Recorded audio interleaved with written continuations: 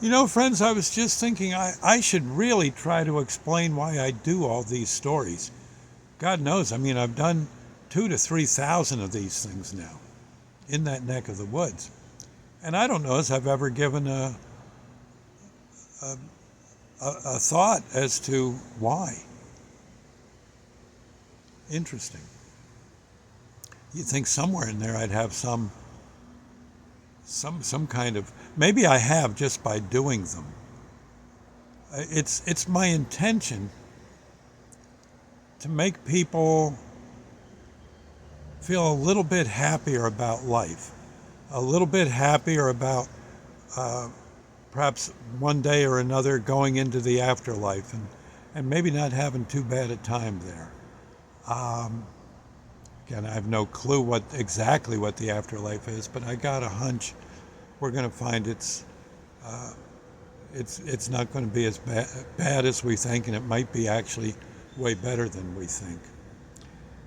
In the meantime, it means while we're here on planet Earth or planet, lunar X43 in some other solar system, we we might want to be thinking we might be thinking the same thing as us here on Earth. What the heck? What what is all this? And I think I think well, God and angels have an awful lot to do with it. Um, they're out there. Certainly, God's there.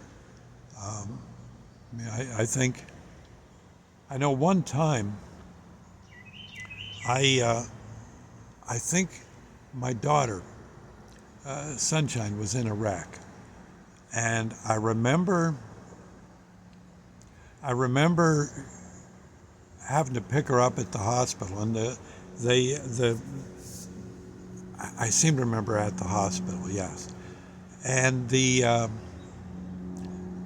doctor said, "Man," and the police were there still, and the cops I think said, "Man, your daughter dodged a bullet. She was going way too fast, creamed a much heavier car. It's a miracle she's alive."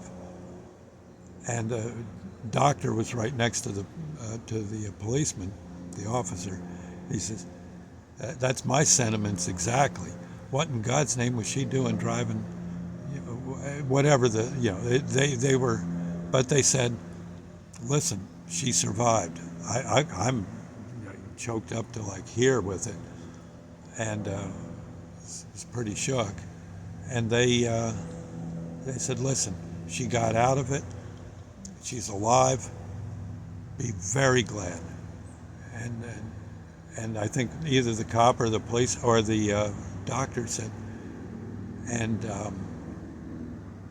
keep, you might want to say a few prayers tonight, and maybe she should too.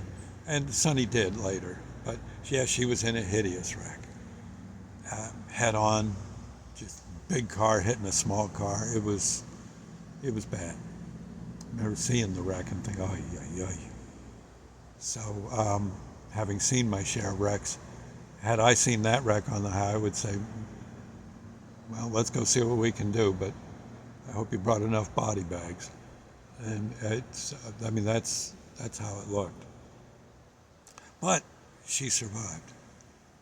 And I remember, and the doctor said, miracle of miracles, she's going to be, she's just, she's going to be fine. She's got to sleep.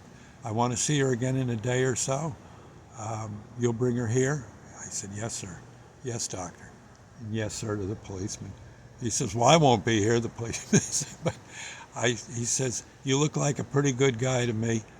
He says, just, and I think he may have had something to do with this church. He said, rejoice, your daughter's still with us. And, and frankly, don't look too bad for what she went through. He says so. Just keep that in mind. Okay. Now, I've told this story before, but in case it got lost in the sauce, I go home that night. Sonny got her to bed, gave her an aspirin or something. The doctor said, he gave her something that would make her sleepy. And he says, just keep an eye on her. She's going to be most likely fine. I want to see her in a day or two. Here's some pills for her. And he said, I don't think she was stoned or anything. She was going way too fast, and it's a miracle she didn't get killed with what I hear about the wreck. Okay. So I put her to bed. I go to bed myself. My son was all worried. He was there too. He wasn't in the wreck, but he was kind of shook, and I got him calmed down. And then I went to bed. And I remember laying in bed, and I wasn't in bed but maybe 3 or 4 minutes. I had the door to my room shut, and I laid back on my, actually I was laying on my side, and I remember saying, God, thank you. Thank you so much for protecting my daughter. I know it was you. She's a good kid. You saw it too. My kids are wonderful, and I think will someday amount to something. And I can't thank you enough. Thank you. And I said, with that, with your blessing, sir, I've got to go to sleep. And I laid on my side. Kind of facing the wall. And all of a sudden, there was like a strand of light, little circles, like a chain of light, like a necklace, but it was light. And it just flittered past my eyes like that. It was a chain, and it stretched up beyond me. I was looking, like I said, laying on my right side. So this came from something from behind me, just that little light, and then another, and another, and another, and more. And there was maybe 10, 15, 20 strands of light, again, all chains of light, just diddy-bopping past me. And I swear to you this is true. If it meant my life, I could not deny what happened. I'll continue and you'll see what I mean. All of a sudden, there's all these lights, all these little chains of light. And there was, I think, a little bit of music of some sort, but it wasn't music you would normally hear. It was, I don't know, it was kind of notes. And they played for a bit, the lights danced, and then all of a sudden, a voice, and it got a little light in the room. It got light in the room from, again, over it would have been coming from like way over here. And the light, all of a sudden there was the light wasn't strong. It was still dark in the room, but there was these lights. And all of a sudden a voice said, turn over on your back and look at me. Do it now. You're in no danger. I roll on my back, and there, floating again, maybe at 11 o'clock with my head facing noon or midnight, there's this light,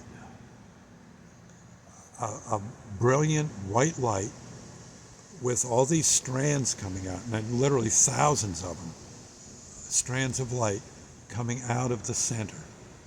And in the center was a face looking at me, almost like my face looks with the beard, because all I could see was a little bit of teeth, a little bit of a nose, and brilliant white eyes looking at me. And it said, your daughter will be okay. I've seen to that.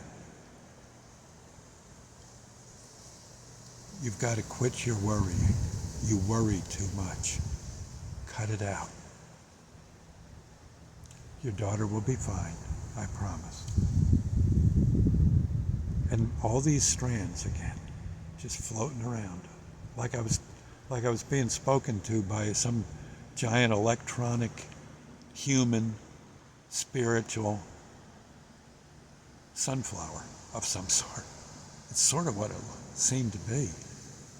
And said, now, you've had a hard day, go to sleep. Good night. Roll over, go to sleep. Good night. And it disappeared. I think it said something like, your daughter will be fine. You have no need to worry. And that was it.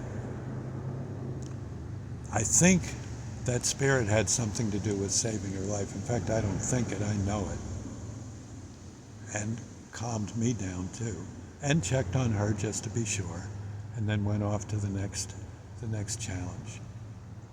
It would be my goal in life to do like that spirit did. Maybe you can't do that in life, but maybe I'm hoping maybe in the afterlife I can recruit for whatever the heck that particular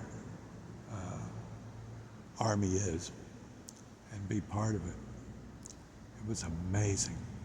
There are such things, and many of them are very, very good. I assume there must be some bad ones, but there are some very, very good spirits out there that will come if you're really in a jam. At least they did for me. I think that if they came for me, I think they'll come to comfort you too. Maybe not quite as intense as what I went through, but they'll think of some way of doing the best they can for you. And if it's already too late for you, I got a hunch their job is to welcome you into the realm. And I think it's a good realm, as near as I can see. It sure seems like it to me. Anyway, I thought I'd say, so it was not meant to scare you. This was meant to make you feel blessed. Because I think we are. We just don't know enough to recognize it sometimes. But I think we are. God bless, friends. And I hope this gave you some goodness. A prayer or two won't hurt. I can't promise you there'll be a voice and a face floating over your head 6 inches from your face. But I think there's a lot of this stuff goes on behind the scenes that we don't even know. It just all of a sudden things start to work maybe in a different direction for us. It's a thought.